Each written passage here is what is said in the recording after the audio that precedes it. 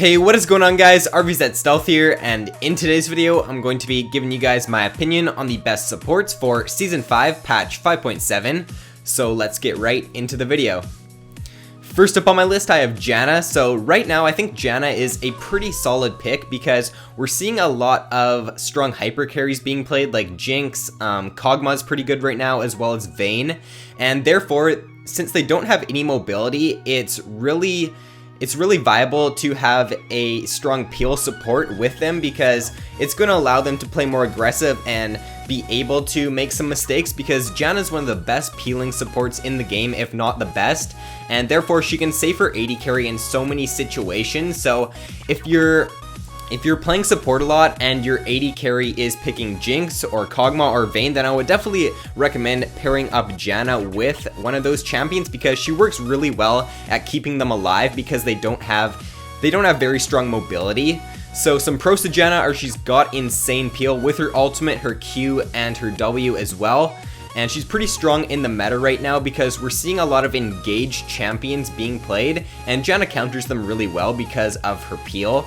She's also got great CC because of her ultimate, her Q, and her W, and her shield is really nice as well for trading in lane and just keeping her teammates alive. Her ultimate is game changing, and it is a harder ability to use in my opinion, but if you can get a good ultimate off in a team fight to either knock the enemies back or to heal your teammates up to a pretty good amount, then it definitely can change the game if you use it at the right time. And her passive is also really nice as well. Some cons to Janna are she is harder to play in my opinion, and she also really doesn't do any damage. Next up on my list, I have THRESH. So pros to THRESH are he's got great pick potential because of his Q. He's got pretty strong CC as well because of his Q, his E, and his ultimate. He's pretty strong against enemy squishy supports as well, because if he lands that one hook on the enemy squishy in lane, then they're pretty much dead as long as their AD carry, or as long as his AD carry follows up, especially if you're playing with someone like a Jinx, because Jinx can follow that up with her flame chompers on top of the enemy when you hook them, and that just allows for so much CC, and you're pretty much gonna at least burn the enemy's flash, especially if you can get a hook on an enemy squishy. His lantern also provides great mobility, which makes him a very good pick when you're playing with low mobility AD carries like a Jinx, a Kog'Maw, or a Vayne, or an Ashe. Any AD carry really that doesn't have a lot of mobility or any mobility at all. And he also has really strong disengage because of his ultimate and his lantern, as well as his E, and he scales really nicely into the late game because of his passive. A con to THRESH is that he is pretty skill shot reliant because of his Q, and if you cannot land your Q on THRESH, then you're missing out on a lot of his kit. Next up on my list, I have Sona. So pros to Sona are she's one of the strongest laners in the game, and as long as you don't get hooked by THRESH or Blitz in the early game, or like binded by Morgana, then you're going to have a really strong early game because she can just poke her enemies down really well with her Q, and her passive brings for a lot of damage as well. She's also got great sustain in lane, and what I would recommend doing as Sona is actually buying 2 mana potions to start the game. That's what I like to do on Sona because it just allows me to keep spamming out my heal and my Qs in lane, so I can poke down my opponents and heal my AD carry up if we do end up losing out on a trade. She's got pretty strong damage as well because of her Q and her ultimate, and she's a strong utility support because she's got her heal, she's got her speed boost, and she's got her ultimate for great engage or disengage depending on the situation. Her ultimate is really strong as well. It gives for, or it brings for great pick potential, and if the enemies do get caught out, you can look for a flash ultimate, sort of like a flash Tibbers, but it doesn't do as much damage. But it's definitely a game-changing ability, and if you can find a good pick with Sona's ultimate in a team fight, then your chances of you winning that fight, if you can get it on a high-priority target, are very high. A con to Sona is that she is really squishy, so you have to be careful that you're not getting caught out by the enemy support CC in the early game, because if you do, then the chances of you living that are going to be very low. You're probably gonna have to at least burn flash. Next up on my list, I have Nautilus. So pros to Nautilus are he actually has surprising all-in burst damage. If you can hook your enemies with your Q. Go in, use your passive, which will give you the little root. It actually does a lot of damage because the auto attack that you get from your passive does bonus damage. So with your Q, your passive proc, and then your E, it actually brings for a load of burst. And then if you can continue auto attacking them with your W, like his damage is actually pretty high. He's also got insane CC because of his passive, his Q, his E, and his ultimate. And he's got great engage and disengage. He's got great disengage with his E and his ultimate, and good engage with his Q. He's also got great pick potential because of his Q and his ultimate, and he's a great support against enemy squishies because if he can land that hook on an enemy squishy in the early game, then they're probably gonna die. If you're level 3 and you have all of your abilities, then you're going to at least burn the enemy's flash, or you might even end up killing them depending on the AD carry that you're paired with.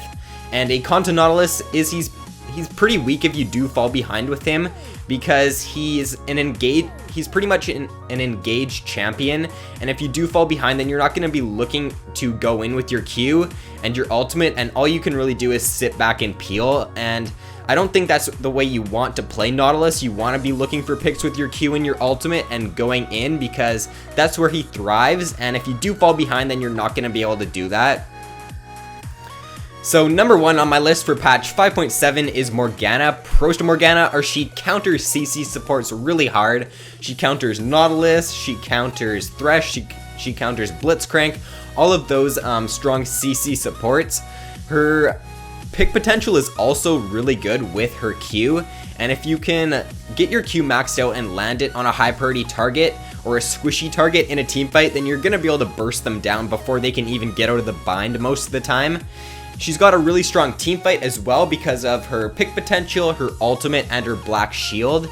And she also has really easy Spell Thief's procs in lane, because whenever you plant your W down, if the enemies are standing in the middle of it, you're at least going to get 2 procs of the Spell Thief, so it's just an easy way of getting some money when playing as Morgana.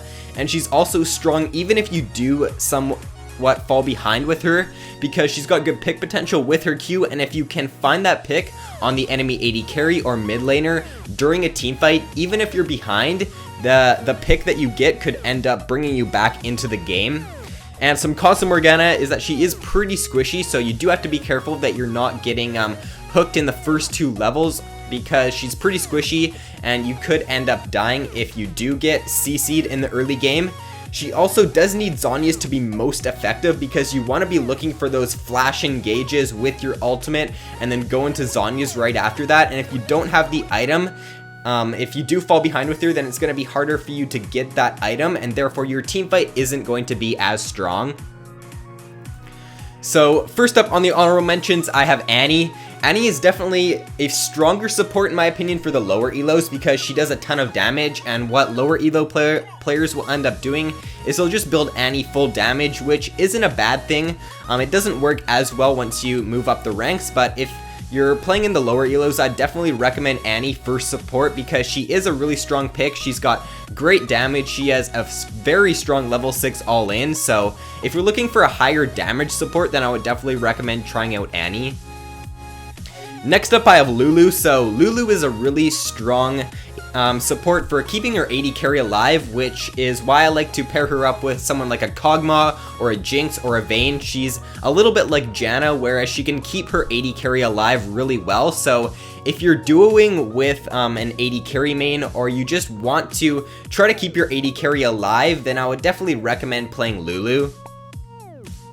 Next up I have Alistar. So he's one of the strongest tank supports in the game. If you don't know how to use his WQ combo though, then you're missing out on a lot of his potential, and I would definitely recommend going into normal games and trying to get that combo off, because it's a really strong combo for finding picks on the enemies, and if you can't land it, then you're going to be missing out on a lot of potential picks that you could be getting. So he's got a ton of CC though because of his W and his ultimate, and once you get into the mid game and you start team fighting as him, he can soak a ton of damage in team fights because of his ultimate. So if you're looking for a tank support, then Alistar is definitely one of the best. Next up I have Braum. So Braum, I think he's a little bit of a better version than Alistar. I prefer him over Alistar a little bit because of his passive and because of his really strong disengage and engage with his ultimate. So if you can get a proc of your passive off on all of the enemies during a team fight, then the stun is just going to be really strong and you're going to be able to lock down multiple enemies. His E is also really strong as well for just blocking a ton of damage, so if you're looking for a tanky support and you don't want to play Alistar, then Braum is definitely one of the stronger tank supports in the game. Next up I have Leona. So Leona, she's got really strong pick potential because of the long range on her ultimate, and she's also a pretty strong laner against squishy supports in the early game because she can look to engage on them once she gets level 2 with her EQ combo. And if you're playing with a bursty support like a Jinx or a Graves, then you're probably going to be able to kill them in the early game. So you want to make sure that you are going aggressive in the early game as Leona. And if you don't have a favorable matchup, like if you're playing against a Janna, a Morgana, or like a Nautilus, then I wouldn't recommend picking Leona because it's going to be harder to engage against those champions. However, if you are playing against a squishy support like a Sona or a Nami, then look to go aggressive and kill them in the early game because you're going to be able to burst them down really quickly. Last but not least, on my honorable mentions, I have Brand. So Brand is a pretty high damage support. The reason why he's on my list is because he does percentage health damage because of his passive, and therefore he's a pretty good pick in the meta right now. He doesn't have the strongest engage or disengage, obviously, but he's really he's a really strong laner, and he can poke down his opponents really nicely in the early game and just zone them. So make sure that you are poking down the enemies in the early game because that's where Brand is at his best. And once you do get to mid game, he actually does quite a bit of damage in the early and the mid game because he's got high base damage stats. So definitely try to go aggressive in the early game if you're playing as Brand because you're going to be able to take advantage of his high damage. So that is all for the video, guys. If you enjoyed, then be sure to give it a like and subscribe if you haven't already. So thank you guys so much for watching. I hope you all have an awesome day, and as always, I will see you in my next video.